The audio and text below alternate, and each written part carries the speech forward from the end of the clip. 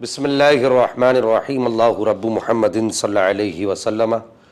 नहनु इबादु मुहम्मदिन सल्लल्लाहु अलैहि वसल्लम ली खमसतुन उतफ़ी बिहा हर्रल वबाइल हातिमा अल मुस्तफ़ा वल मुर्तदा व बनाहुम व सय्यदा। रमज़ानुल मुबारक के आते ही जहाँ लोग अपने अपने तौर पर इबादात और रियाज़ात में मगन हो जाते हैं,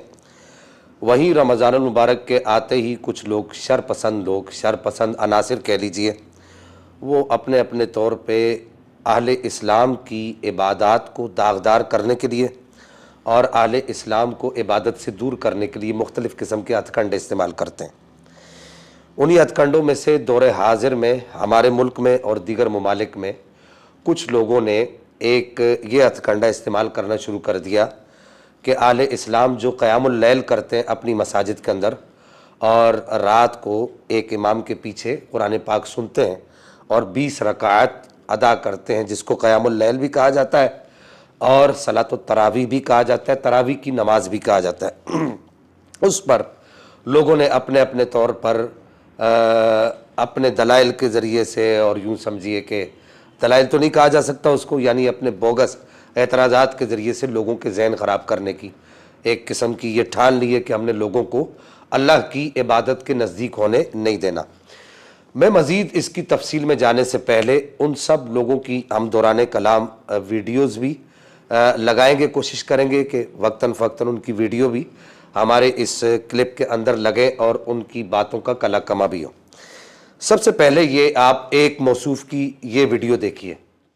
अगर किसी ने तरावी की नमाज नहीं पढ़ी तो क्या गुनाहगार होगा? गुनाहगार होगा। तो इस सवाल का बुनियादी जवाब यह है कि वो गुनाहगार नहीं होगा, क्योंकि तरावी अपनी असल में सुन्नत मौक़दा है, इसकी जमात सुन्नत मौक़दा अलल किफ़ाया है और ये एक ऐसी इबादत है जो फ़र्ज और वाजिब पर इजाफी एक नफली इबादत के तौर पर हुज़ूर अलैहिस्सलातु वस्सलाम ने इसको इख्तियार किया, तो गुनाहगार नहीं होगा। लेकिन हुज़ूर ने ये फरमाया है कि मन तरक सुन्नती लम तनलहु शफाअती, जिसने मेरी सुन्नत को असलन तर्क कर दिया वो मेरी शफाअत को नहीं पाएगा। बहुत बहुत शुक्रिया। अब आपने ये वीडियो देख ली। इस वीडियो के अंदर ये कह रहे हैं कि तरावी की जो नमाज है वो इस बात को तस्लीम कर भी रहे हैं कि वो कह रहे हैं कि तरावी की नमाज जो है वो सुन्नत है, सुन्नत मुअक्कदा है और इसकी जमाअत सुन्नत मुअक्कदा अलल किफ़ाया है। अब एक चीज़ को ये सुन्नत मुअक्कदा तस्लीम भी कर रहे हैं और सुन्नत मुअक्कदा तस्लीम करने के बाद वो ये बात कह रहे हैं कि जी इसको छोड़ने वाले को कोई गुनाह नहीं होगा। हालांकि फ़ुक़हाए इस्लाम का ये फ़ैसला है, दो टोक फ़ैसला है कि जो सुन्नत मुअक्कदा का तारिक हो और उस पर जरी हो जाए, यानी कि कंटिन्यू उसको तर्क करता रहे, तो ऐसा आदमी गुनाहगार होगा, अल्लाह जल्ला मजदहुल करीम के इताब का शिकार भी होगा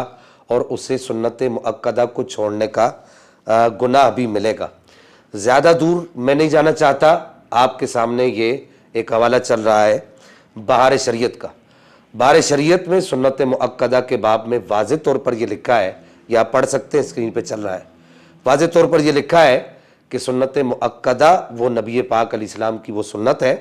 कि जिसको छोड़ने वाले को गुनाह मिलता है। वलिहाजा इन मौसूफ़ की ये जो बात है ये बिल्कुल भी किसी भी तरीके से इस्लाम के उसूलों के मुताबिक नहीं है। असल में मैं ये समझता हूँ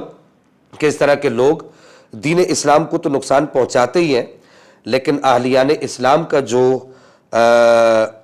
इबादत की तरफ जो रुझान होता है और जो रियाज़त की तरफ और क़यामुल लैल की तरफ जो रुझान होता है, उस रुझान को एक ख़त्म करना भी इनका एक टारगेट होता है। और उसके साथ साथ ये चूँकि मीडिया की दुनिया है, इलेक्ट्रॉनिक मीडिया की दुनिया है, यहाँ पर वही आदमी ज़्यादा इन रह सकता है जो उम्मत के लिए नाम नेहाद आसानियाँ पैदा करे। और ये जो आयत करीमा युरीदुल्लाहु बिकुमुल युस्र वला युरीदु बिकुमुल उसर, इसको पढ़ के इसकी गलत तशरीह बयान करे, वो तशरीह जो उलमाए इस्लाम ने कभी भी, जो उलमाए इस्लाम के यहाँ महमूद नहीं रही बल्कि उलमाए इस्लाम के यहाँ मज़मूम रही और ना उलमाए इस्लाम से वो मनकूल रही। तो अब ये इनका चैप्टर तो क्लोज हो गया। अब उसके बाद आप ये एक और मौसूफ़ हैं, बिल्कुल जाहिल और अजहल किस्म के ये आदमी हैं और ये मतलब बैती गंगा में अपना हाथ धोने की कोशिश करते हैं और इनको बिल्कुल दीन के दाल के नीचे जो जहर है جو کسرہ ہے اس کسرہ کا بھی ان کو نہیں پتہ، بس یہ اپنے آپ کو جو ہے بس ایک وہ پیر ظاہر کرنے کی کوشش کرتے ہیں، اور یہ سارے وہ کام کرتے ہیں جو کام اہل سنت کے ہاں جن کاموں کو نہیں کیا جاتا، اور اکثر ان کے کام ایسے ہیں کہ جن کاموں میں اہل سنت کے ہاں کوئی بھی حقیقت نہیں ہے، یا اہل سنت ان کو اچھی نگاہ سے نہیں دیکھتے۔ ذرا ان موصوف کی یہ بات سن لیجئے کہ یہ کیا کہہ رہے ہیں تراویح کے بارے میں۔ السلام علیکم ورحمۃ اللہ وبرکاتہ۔ جو لوگوں نے تراویح کے تعلق سے سوالات کیا تھا ان کو میں ایک بات بتاؤں، تراویح فرض نہیں ہے کیونکہ خدا کا حکم نہیں ہے۔ تراویح نہ تو سنت ہے، یعنی اللہ کے رسول نے بھی نہیں پڑھایا، نہ پہلے خلیفہ کے دور میں تھی۔ حضرت عمر کے دور میں تراویح ایک جگہ لوگوں کو جمع کر کے پڑھانا شروع کیا گیا، جو کہ اللہ کے رسول جب قیام اللیل یعنی رات کی نماز پڑھنے جاتے تھے تہجد کی، اس وقت 3 دن صحابہ کے ساتھ پڑھی، اس کے بعد پھر سرکار نے خود منع کر دیا۔ صحابہ بلانے آئے تو سرکار غصہ ہو گئے، تراویح سرکار نے سرے سے خارج کر دی ہے۔ اللہ کے رسول نے کہا کہ جو 5 تم پہ فرض کی گئی ہے وہی پڑھو، 5 وقت کی نماز جو فرض ہے اس کو بڑے اطمینان سے پڑھو۔ آج کی تراویح کے حالات آپ خود دیکھ لو، بلٹ ٹرین کی سپیڈ سے زیادہ قرآن شریف پڑھا جاتا ہے، جو کہ قرآن خود ٹھہر ٹھہر کر آرام آرام سے پڑھنے کا حکم ہے، سننے کا حکم ہے۔ قرآن اس طریقے سے پڑھا جا رہا ہے کہ تم پہ گناہ لد رہا ہے۔ تو اپنی روزوں کا خیال کرو، 5 وقت کی نمازوں کا خیال کرو، جو اللہ اور رسول نے پڑھایا نہیں اس پہ زیادہ پریشان ہونے کی ضرورت نہیں۔ آپ نے سن لیا کہ یہ جاہل اور اجہل آدمی بخاری شریف کی ایک حدیث پڑھ کے جو ہے وہ یہاں پر استدلال کرنے کی کوشش کر رہے ہیں، اور انہوں نے وہ حدیث بھی پوری یہاں پر نقل نہیں کی۔ یہ بخاری شریف کی حدیث نمبر 2012 ہے۔ حضرت سیدہ عائشہ صدیقہ رضی اللہ تعالیٰ عنہا ام المؤمنین، مومنین کی ماں، آپ ارشاد فرماتی ہیں کہ نبی کریم صلی اللہ تعالیٰ علیہ وسلم رمضان المبارک میں ایک رات باہر تشریف لائے، صحابہ کرام رضوان اللہ تعالیٰ علیہم اجمعین کو نماز پڑھائی جماعت کے ساتھ، یہی صلاۃ التراویح پڑھائی۔ پھر دوسری رات آپ علیہ السلام تشریف لائے، اسی طریقے سے نماز پڑھائی جماعت کے ساتھ۔ پھر تیسری رات آپ علیہ السلام تشریف لائے، اسی طرح جماعت کے ساتھ آپ علیہ السلام نے نماز پڑھائی۔ اور چوتھی رات آپ علیہ السلام تشریف باہر نہیں لائے۔ صحابہ کرام سحری کے وقت تک نبی پاک علیہ السلام کا انتظار کرتے رہے۔ اب یہ بخاری شریف کی یہ حدیث مبارکہ ان موصوف نے، ان کو تو میں سمجھتا ہوں کہ شاید یہ بخاری شریف دیکھ کر اردو بھی نہ پڑھنا آتی، اور بھی تو بڑی بات ہے، انہوں نے اپنے مقصد کی بات بیان کر دی۔ اب آگے جو بات ہے وہ صحابہ کرام رضوان اللہ تعالیٰ علیہم اجمعین کے پاس جب نبی پاک علیہ السلام تشریف لائے تو آپ علیہ السلام نے آ کر ارشاد فرمایا کہ مجھ پر یہ بات مخفی نہیں تھی، مجھ پر یہ بات چھپی ہوئی نہیں تھی کہ تم میرا انتظار کر رہے ہو، لیکن میں نے اس وجہ سے آج نماز با جماعت، یہ تراویح کی نماز با جماعت قیام اللیل والی نہیں پڑھائی، اس وجہ سے نہیں پڑھائی کہ کہیں تم پر فرض نہ کر دی جائے۔ خشیت ان تفترض علینا، کہ میں نے ان تفترض علیکم، کہ ایسا نہ ہو، میں نے یہ گمان کیا اور مجھے یہ خوف لائق ہوا کہ کہیں ایسا نہ ہو کہ یہ تم پر یہ نماز فرض کر دی جائے۔ اب یہاں پر اب ان جوہلا کو کیا پتا کہ نبی کریم صلی اللہ تعالیٰ علیہ وسلم اس نماز سے منع تو نہیں فرما رہے، آپ علیہ السلام امت کی آسانی کے لیے ارشاد فرما رہے کہ مجھے یہ خوف لائق ہوا کہ کہیں تم پر فرض نہ کر دی، چونکہ تشریعی دور تھا، وحی کے نزول کا زمانہ تھا،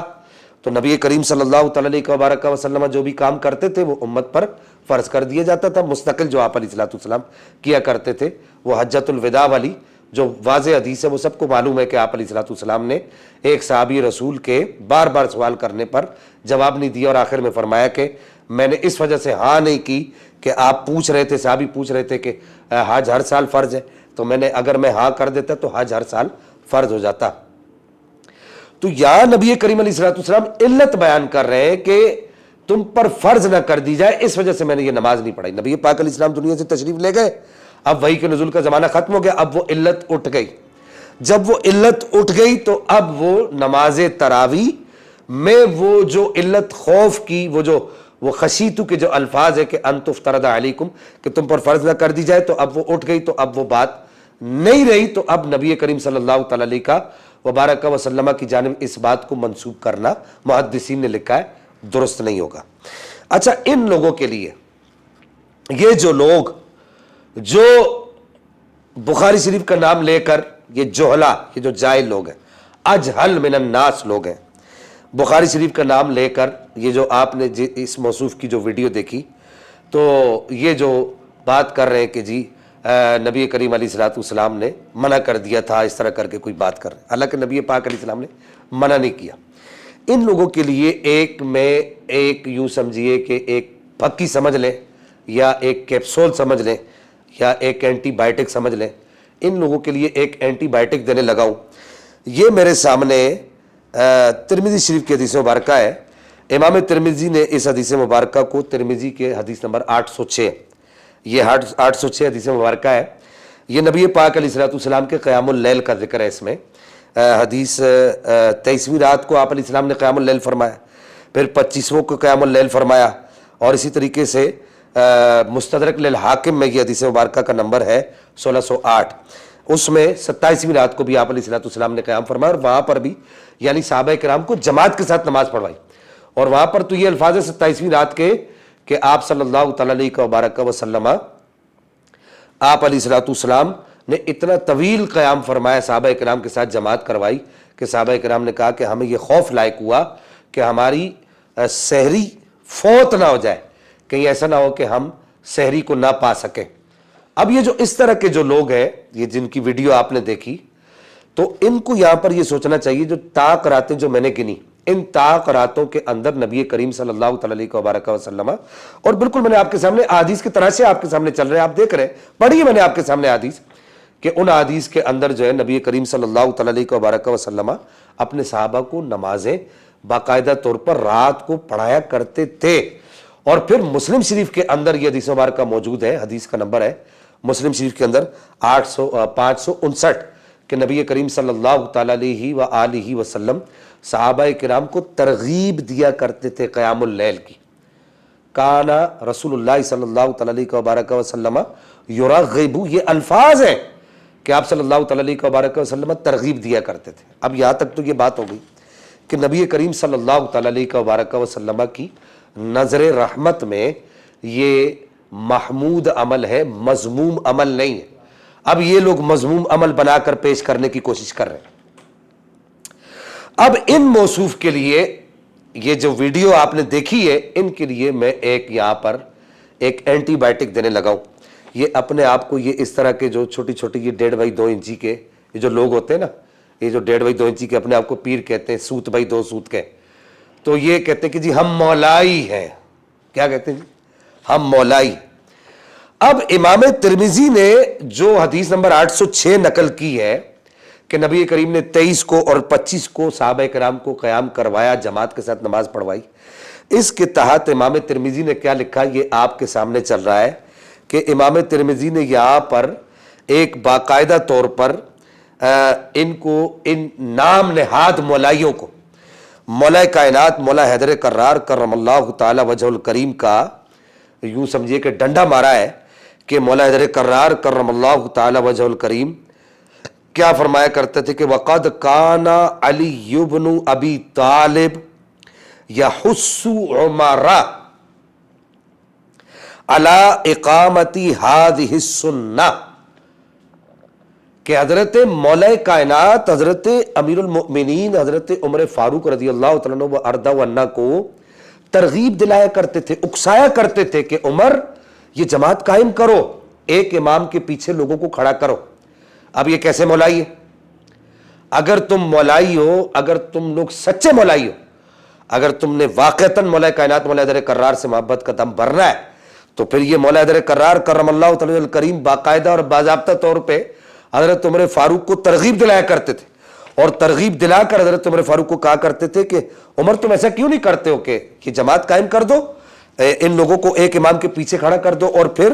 یہاں پر حضرت مولا کائنات مولا حیدر کرار کرم اللہ تعالی الکریم سے ہی امام ترمذی نے یہاں پر حاشیہ باندھا ہے کہ امام ترمذی کہتے ہیں کہ مولا کائنات مولا حیدر کرار کرم اللہ تعالی الکریم 20 رکعت تراویح کو پسند فرمایا کرتے تھے۔ آپ سے منقول ہے 20 رکعت تراویح، یہ امام ترمذی نے یہ پورا اس کے اوپر حاشیہ لگایا گیا۔ کیا ان لوگوں کو یہ نام نہاد مولائیوں کو نظر نہیں آتا؟ اب ان نام نہاد مولائیوں کے لیے ایک یوں سمجھیے کہ ویکسین میں یہ لایا ہوں۔ یہ شرح ناج البلاغہ ہے آپ کے سامنے، یہ اس کا تراشا چل رہا ہے۔ شرح ناج البلاغہ میں اب وہ عربی عبارت چل رہی ہے، میں صرف اس کا یہاں پر ترجمہ کر رہا ہوں کہ مولا کائنات مولا در قرار کرم اللہ وجل کریم حضرت عثمان غنی رضی اللہ تعالیٰ عنہ وارضہ عنہ کے دور خلافت میں آپ مسجد میں تشریف لائے تو آپ نے دیکھا کہ مسجد میں لوگ تراویح کی نماز پڑھ رہے ہیں، اور والمسلمون یصلون التراویح، یہ الفاظ ہے، یہ شرح ناج البلاغہ ابن حدید، یہ جلد 3 ہے۔ تو کہتے ہیں کہ دیکھا کہ لوگ نماز پڑھ رہے ہیں، تراویح کی نماز پڑھ رہے ہیں، تو آپ نے فرمایا حضرت مولا کائنات نے ارشاد فرمایا، اور نام نہاد مولائیو تمہیں شرم آنی چاہیے۔ فقال نور اللہ قبر عمر کما نور مساجدنا، مولا حضرت قرار کرم اللہ وجل کریم نے ارشاد فرمایا اللہ عمر کی قبر کو منور فرمائے، نور سے بھر دے، جیسے عمر نے ہماری مسجدوں کو نور سے بھر دیا، جیسے عمر نے ہماری مسجدوں کو منور کر دیا۔ پھر اس کے بعد یہ الاستبصار کا حوالہ آپ کے سامنے چل رہا ہے کہ الاستبصار اور من لا یحضر الفقیہ، ان دونوں کتابوں کا حوالہ آپ کے سامنے چل رہا ہے کہ امام جعفر صادق لجپال سرکار رضی اللہ تعالیٰ عنہ وارضہ عنہ بھی، آپ بھی صلاۃ التراویح، یہ جو رات کو قیام اللیل کیا جاتا ہے، اس کو پسند فرمایا کرتے تھے۔ یہ پورا آپ کے سامنے حوالہ چل رہا ہے، چونکہ یہ بات طویل ہو جاتی ہے، میں پھر اس پر مزید بحث نہیں کرنا چاہوں گا، نہیں کروں گا۔ پھر اس کے بعد یہ فروع کافی کا حوالہ آپ کے سامنے چل رہا ہے کہ حضرت امام جعفر صادق رضی اللہ تعالیٰ وارضہ عنہ یہ قیام اللیل جو ہے یہ رمضان المبارک کی راتوں میں آپ اس کو پسند فرمایا کرتے تھے۔ اور ان مولائیوں کو، ایک نام نہاد مولائیوں کو، ایک میں ذرا ایک اور ویکسین، ایک ڈوز اور لگانے لگا ہوں کہ اگر تم سچے مولائی ہو نا تو امام جعفر صادق لجپال سرکار تو رمضان المبارک کی راتوں میں 100 رکعت پڑھا کرتے تھے، 100 رکعت پڑھا کرتے تھے۔ تمہاری طرح اجروں میں بیٹھ کر مریدوں کے نذرانے اپنی جیبوں میں نہیں بٹورتے تھے، ایک رات میں 100 نوافل کی روایات موجود ہے کہ امام جعفر صادق پڑھا کرتے تھے۔ اور پھر انہی مولائیوں کو ایک اور جو ہے میں ایک اور ڈوز دینے لگا ہوں کہ یہ فروع کافی کی عبارت آپ کے سامنے چل رہی ہے کہ فروع کافی میں موجود ہے کہ حضرت نبی پاک صلی اللہ تعالیٰ علیہ وبارک وسلم سے منقول ہے کہ قال رسول اللہ صلی اللہ تعالیٰ علیہ وآلہ وسلم یزید فی صلاتی فی شہر رمضان اذا صلی العتمۃ صلی بعد فیقوم الناس خلفہ فیدخل، کہ یہ فروع کافی کے اندر موجود ہے۔ محمد بن یعقوب کلینی اس کو نقل کرتا ہے اور یہ روایت کا نقل آپ کے سامنے چل رہا ہے، روایت کا نمبر ہے 6584 کہ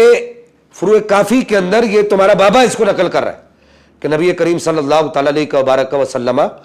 رمضان المبارک کی راتوں میں قیام کیا کرتے تھے اور لوگ آپ علیہ السلام کے پیچھے کھڑے ہو کر اس قیام میں آپ علیہ السلام کی اقتداء کیا کرتے تھے۔ تو میں سمجھتا ہوں کہ ان لوگوں کو اس پر اکتفا کرنا چاہیے۔ اب آخر میں ان نام نہاد مولائیوں سے میں کچھ سوال کرنا چاہوں گا اور ان کی طرف کچھ باتیں چھوڑنا چاہوں گا۔ سب سے پہلی بات یہ کہ اگر تم سچے مولائی ہو تو امام جعفر صادق لجپال سرکار جو ہے وہ ایک رات میں قیام اللیل کے طور پہ 100 نوافل رمضان المبارک میں پڑھا کرتے تھے۔ یہ آپ کے سامنے یہ چل رہی ہے، عبارت پیچھے چل چکی ہے، آپ نے دیکھ لی، پھر بھی ہم چلا رہے ہیں، آپ اس کو پھر دیکھ لیجیے۔ کیا تم مولائی ہونے کا ثبوت دو گے؟ ایک رات میں 100 نوافل پڑھو گے؟ نمبر 2، مولا حیدر کرار کرم اللہ وجل کریم سے اگر حلالی ہو، سچے ہو، اپنے آپ کو سچا مولائی ثابت کرنا چاہتے ہو، قیامت تک کے وقت کے لیے تمہیں میری طرف سے یہ چیلنج اور یہ دعویٰ ہے، مولا کائنات سے کوئی ایک روایت دکھا دو صحیح سند کہ مولا حیدر کرار کرم اللہ وجل کریم نے منع کیا ہو کہ تراویح نہ پڑھا کرو، صلاۃ التراویح بدعت ہے، صلاۃ التراویح غلط بات ہے۔ بلکہ مولا حیدر کرار سے تو یہ مروی ہے کہ وہ تو حضرت عمر فاروق کو اکسایا کرتے تھے کہ ایسا کرو، اور حضرت عمر فاروق کو دعائیں دیا کرتے تھے اس کو دیکھ کے۔ اور پھر ان نام نہاد مولائیوں سے میں یہ پوچھنا چاہوں گا کہ تمہیں حضرت عمر فاروق کے عمل سے پریشانی ہو رہی ہے جماعت کے ساتھ، حضرت عمر فاروق نے ایسا کیا تو تم کہہ رہے ہو بدعت ہے، بدعت ہے، تو قرآن پڑھنا بھی چھوڑ دو، قرآن پر اعراب تو بہت بعد میں لگے، حجاج بن یوسف نے لگوائے، مساجد یہ جو تمہارے عبادت خانے ہیں، جو تم نے اپنے عبادت خانے بنائے ہوئے ہیں، ان پہ بڑے بڑے گنبد بناتے ہو، بڑے بڑے مینار بناتے ہو، یہ کیا مولا کائنات مولا حیدر کرار کرم اللہ وجل کریم نے بنائے؟ کیا دیگر ائمہ اہل بیت ائمہ اثنا عشر نے بنائے؟ اور پھر اس کے بعد قرآن پاک کے پاروں کی تقسیم جو ہے یہ بہت بعد میں آ کر کیا تم کہو گے؟ اور پھر اس کے بعد تم کیا دکھاؤ گے؟ یہ تواتر طبقہ کے ساتھ ثابت ہے صلاۃ التراویح۔ کیا تم دکھاؤ گے کیا تم ہمت کرو گے کہ تواتر طبقہ کے ساتھ یہ بھی ثابت ہے لا الہ الا اللہ محمد الرسول اللہ صلی اللہ تعالی علیہ وآلہ وسلم، کیا تم اس کا انکار کر سکتے ہو؟ قیامت آ سکتی ہے، تم اس کا انکار نہیں کر سکتے۔ اور پھر اس کے بعد یہاں پر آخری بات یوں سمجھیے کہ آخری چوٹ تمہیں یہ لگانا چاہوں گا کہ تم کہتے ہو کہ ہم مولائی ہیں، تم نام نہاد مولائی ہو، کیا رسول اللہ کے دور میں یہ مروجہ، یہ جو ماتم تم کرتے ہو، یہ جو تعزیہ داری اور اس طرح کی چیزیں جو تم کرتے ہو، کیا رسول اللہ صلی اللہ تعالی علیہ وبارک وسلم کے دور میں یہ تھا